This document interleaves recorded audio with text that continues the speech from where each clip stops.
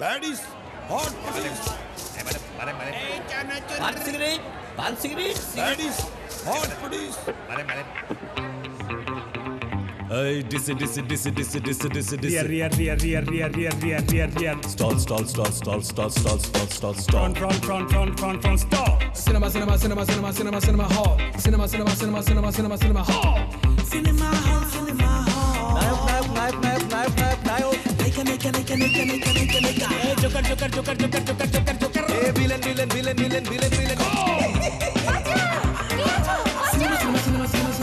hall. Cinema hall. Fantasy. Romance, tragedy. Suspense, comedy. Shamajik.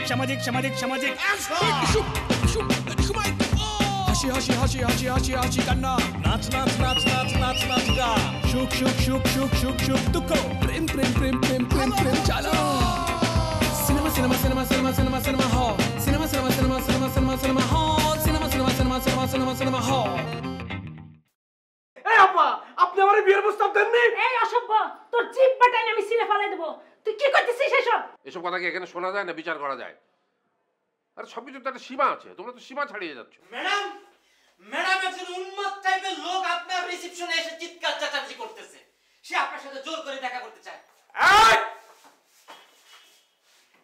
Hand up, হাত উঁচু করো, বাস ফেলো। High, হাত উঁচু কর। ছোট লোক কোথাকার, আমার আত্মীয়স্বজন কালা ভুনা নিয়ে চিৎকার চেঁচামেচি করছে, একদম মেরেই ফেলবো আমি তোকে। চালাও গুলি চালাও। মানুষের জীবনের সেরা রেকর্ড কি? তার সংসার। সেই সংসার নিয়ে তুমি মিথ্যে কথা কইছো। শুধু মিথ্যে কথা কয়ে কিন্তু ক্ষান্ত হবে, মানে মিথ্যেরেও হার মানাইছো। ওই বেঈমান নেমোকারাম মধুমালতী সিনেমা হলে ধ্বংসের মূল নায়ক না, সে একটা খলনায়ক, সে একটা ভিলেন, জঘন্যতম ভিলেন, শয়তান শক্তি। আমাকে গেটটা চেনাতে হবে না, গেটটা আবার চেনা আছে চার্লি।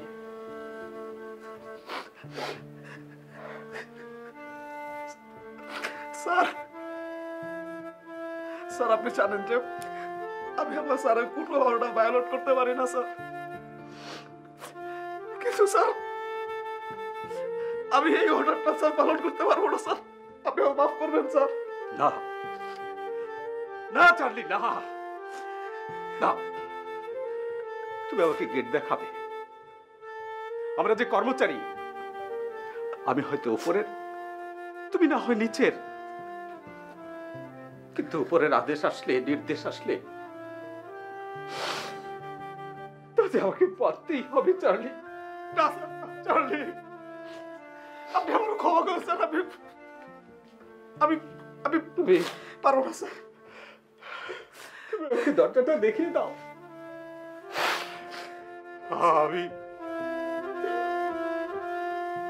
আমি চলে যাই চার্লি, আমাকে দরজাটা দেখিয়ে দাও।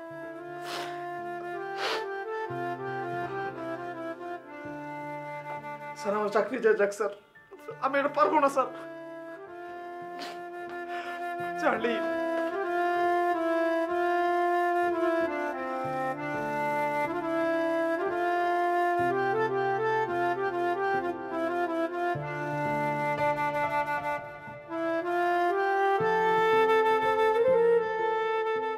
আজকে আমার খুব আনন্দ হচ্ছে, একটা গুরু দায়িত্ব আমার কাঁধে এসে পড়েছে। আমাদের প্রিয় মধুমালতী সিনেমা হল নিলাম হতে যাচ্ছে এবং আমাদেরকে যে কোনো মূল্যে ওই সিনেমা হল নিলাম থেকে কিনতে হবে। সেই জন্যে বিপক্ষ দলের সমস্ত কলাকৌশল, সমস্ত তথ্য আমাকে সংগ্রহ করে আনতে হবে। আপনারা সকলে আমার জন্য দোয়া করবেন এবং সহযোগিতার হাত প্রসারিত করবেন যেন আমি এই কাজে সফল কাম হতে পারি। হ্যাঁ, দোয়া এবং সহযোগিতা করার জন্যে আমরা সবাই এক পায়ে খাড়া, কিন্তু আমার ভয় হচ্ছে বিপক্ষ পার্টির রণকৌশলের তথ্য আনতে গিয়ে আমাদের রণকৌশলের তথ্য ফাঁস হয়ে যায় কিনা। যাওয়ার আগে এইভাবে মনোসংযোগ নষ্ট করার অধিকার কারো নাই। বস, ভাত ছুঁয়ে প্রতিজ্ঞা করার পরেও আমার উপর যদি আস্থা না থাকে তাহলে আমাকে এই কাজ থেকে অব্যাহতি দেন। ইনসান, তোমার মনটা খুব দুর্বল কেন? মনটা এত দুর্বল হলে তো চলবে না।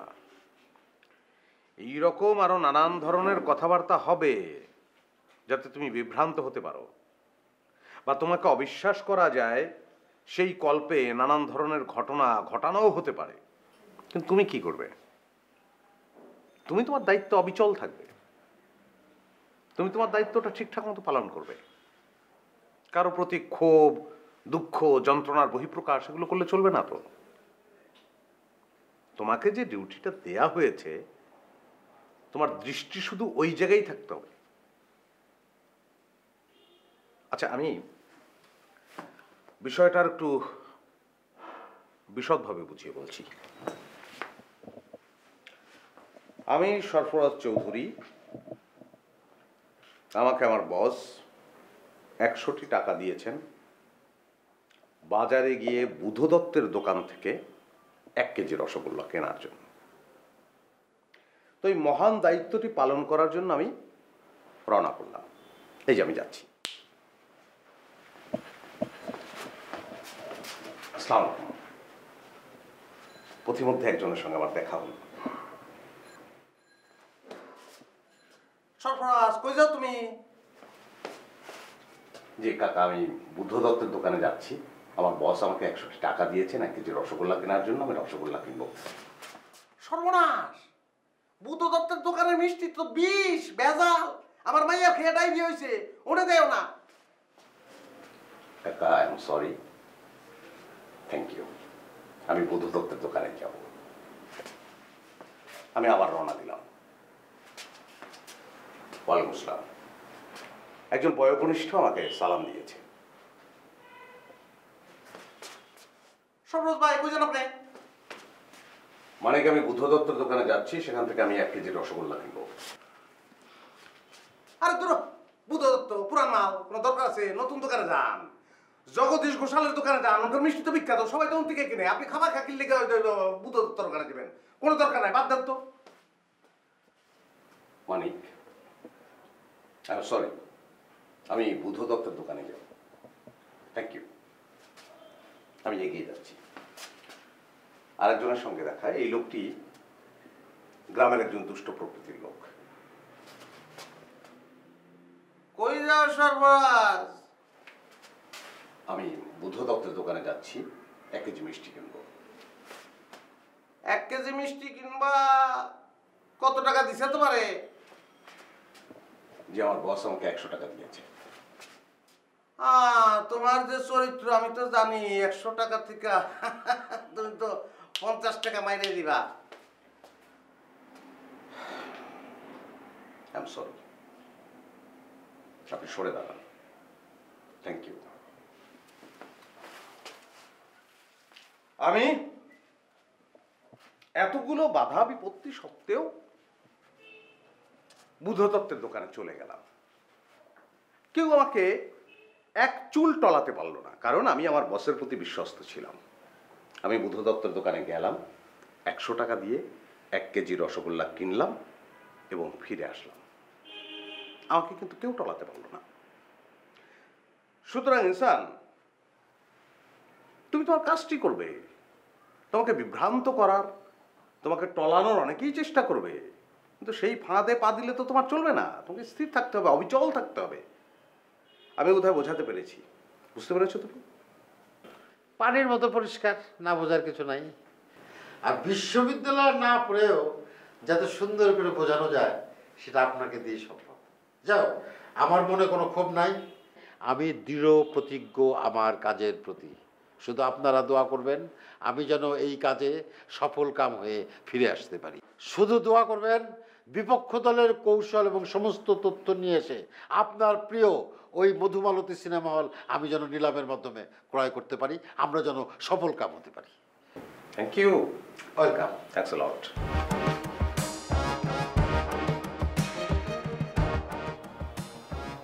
ভাই,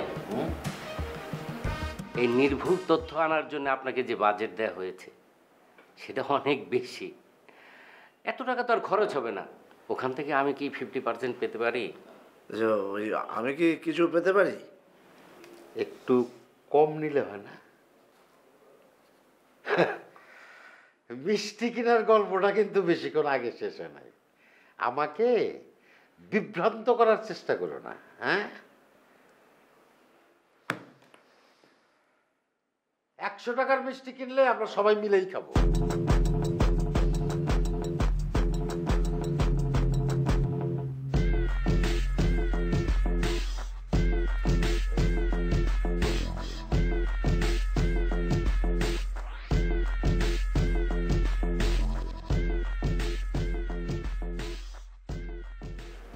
স্যার, একটি চাকরি যার মধ্যে নিয়ম নীতি সব কিছুই থাকে, এর মধ্যে উল্লেখযোগ্য নিয়ম হচ্ছে স্যার, উপরে যারা নির্দেশ করেন নিচের তারা সেই নির্দেশগুলো পালন করবে।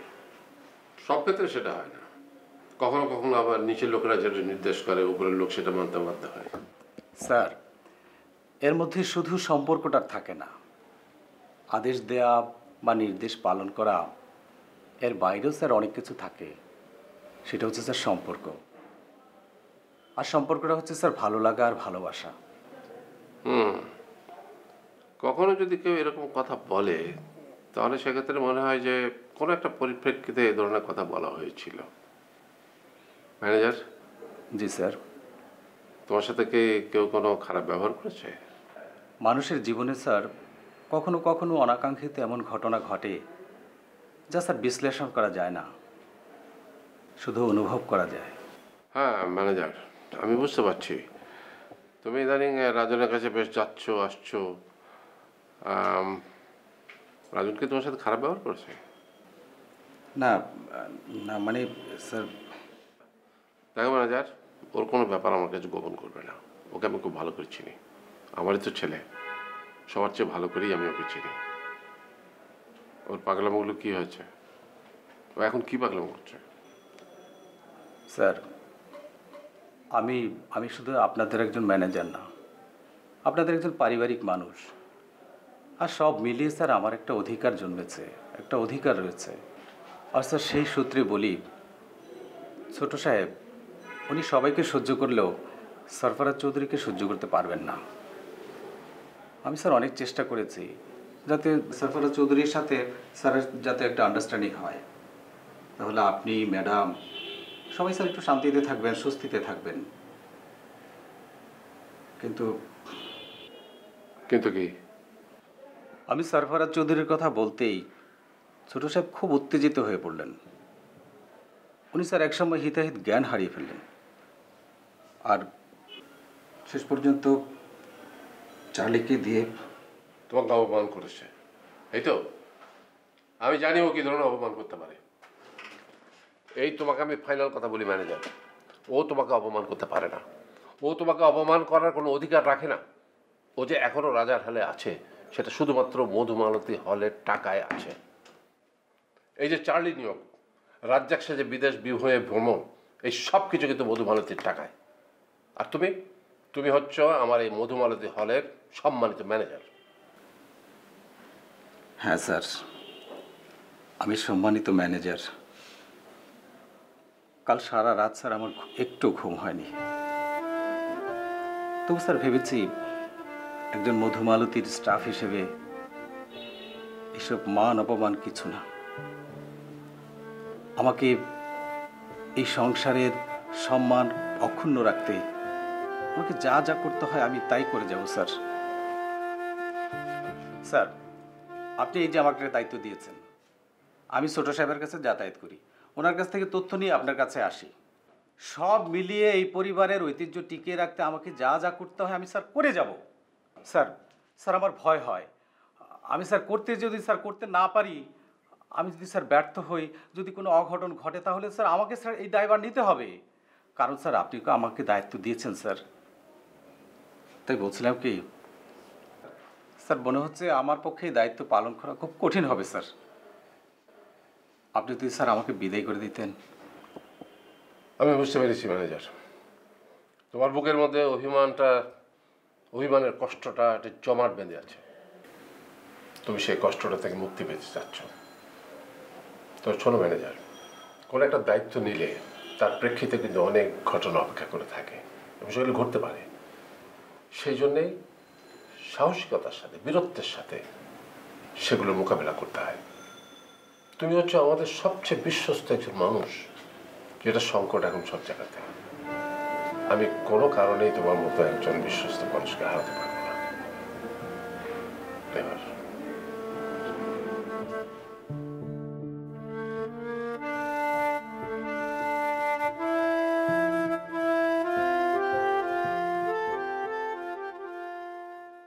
আচ্ছা, স্যার আপনাকে গেল বিয়াল বেলাইতে, আর আপনি এলেন সোয়াল বেলা, আপনার কি কোনোদিন টাইম কেন হইব না? এই তোর না বলছি তুই আমার সাথে ঠিক করে কথা বলবি, তুই তোর কথা রাখিস না। আরে তোর কাছে জিজ্ঞাসা করে আসতে হবে সকালে না বিকালে আসবো? অবশ্যই, এটা আমার স্যারের অর্ডার। স্যার যারে যখন আইতে গেবো সে তখন আইব। স্যার যদি বলে সকালে তাহলে সকালে, স্যার যদি বলে বিকালে তাহলে বিকালে, ঠিক আছে? এর বাইরে এলে কোনো কাম হইব না। এইটারে নিয়ে যে এখন কি করি? তুই মনে হয় ভুলে গেছিস আমি এই বাড়ির জামাই, আমার জন্য কোনো টাইম টেবিল নাই। যদি আমি মনে করি সকালে আসবো তাহলে সকালে, যদি মনে করি বিকালে তাহলে বিকালে। আর একজন গুরুত্বপূর্ণ ব্যবসায়ী আসবেন এখানে, তার জন্য একটা টুলের মাপ নিতে হবে। তোর এইটা এখন কেমন করে বুঝাই? বিজনেসম্যানের সাথে টুলে মাপ, ফেস একটা লাগছে, বিশাল বেশ লাগছে জামাই, পেস লাগছে, পেস পেস লাগছে রে, পেস লাগছে জামাইয়ের মাথায়, পেস লাগছে, পেস লাগছে রে, পেস লাগছে জামাইয়ের মাথায়, পেস লাগছে, পেস লাগছে রে, পেস লাগছে জামাইয়ের মাথায়, পেস লাগছে। সাইদুল বলেন, এই লোকের গোফার তিল দেখে মজা পাইছেন? এটা হচ্ছে একটা পাগলের কারখানা। কিছু বলার দরকার নাই, চুপচাপ দেখে যান, আর আমি যা বলি সেইটা করেন। ঠিক আছে, কোন সাইজের যে টুল বার সাইজটা তো আবার লাগবে। ও সাইজ নিজেই এসে হাজির হবে, এই যে আসতেছে দেখেন।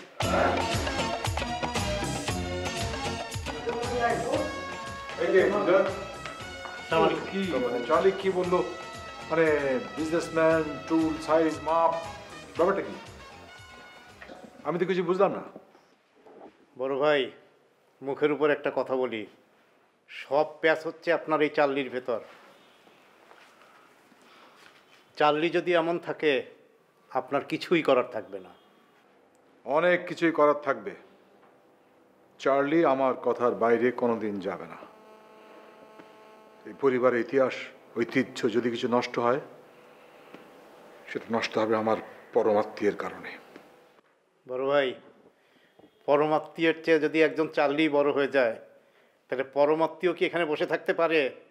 পারে, তবে সমাধানটা পরমাত্মীয়কে নিতে হবে, সঠিক সিদ্ধান্ত নিতে হবে। যাই হোক, এখন কি জন্যে আসা হয়েছে এখানে বলা হোক। খুব কষ্ট পেলাম বড় ভাই, তারপরেও বলি, একজন স্বনামধন্য ব্যবসায়ী নিলামের নোটিশ দেখে ইন্টারেস্ট ফিল করেছেন। উনি আপনার সাথে পার্টনার হয়ে নিলামে অংশ নিতে চান। ওনার সব কিছু আমি তদন্ত করে দেখেছি, সরজমিনে দেখে এসেছি। He is really a businessman, তার অনেক বিজনেস আছে। ওনার শখের বিজনেস হচ্ছে দুইটা, উনি দুইটা সার্কাস দলের মালিক। সার্কাসের মালিক? বাহ, শুনেই তো আগ্রহ জন্মাচ্ছে খুবই। সার্কাস মানে হচ্ছে বিশাল বড় প্যান্ডেল, হ্যাঁ, তারপরে তোমার বিভিন্ন নরনারীর শারীরিক কসরত, ত্রিশূল খেলা, তারপরে তোমার বাঘ, তারপর হাতি, হ্যাঁ, ঘোড়া, হ্যাঁ, বানর বানর এবং গাধা। তো সেই স্বনামধন্য ব্যবসায়ী আমার সঙ্গে সিনেমা হলের পার্টনার হবে? জি, উনি আপনার সঙ্গে সাক্ষাৎ করবেন, তার প্রস্তুতি শুরু হয়ে গেছে। প্রস্তুতি? প্রস্তুতি মানে? Hey, dizzy, dizzy, dizzy, dizzy, dizzy, dizzy, dizzy. Rear. Stall, stall, stall, stall, stall, stall, stall, stall, stall. Front, stop. Cinema hall. Cinema hall. Cinema hall. Nayak. Hey, Joker. Hey, villain. Cinema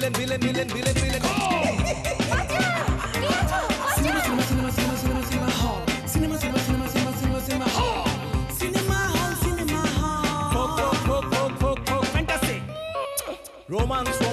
romance, romance, tragedy. Suspense, suspense, suspense, suspense, comedy. সামাজিক সামাজিক সামাজিক সামাজিক হাসি হাসি হাসি হাসি হাসি হাসি কান্না নাচ নাচ নাচ নাচ নাচ নাচ গা সুখ সুখ সুখ সুখ সুখ সুখ দুঃখ প্রেম প্রেম প্রেম প্রেম প্রেম প্রেম চালো cinema cinema cinema cinema cinema cinema hall cinema cinema cinema cinema cinema cinema hall cinema cinema cinema cinema cinema cinema hall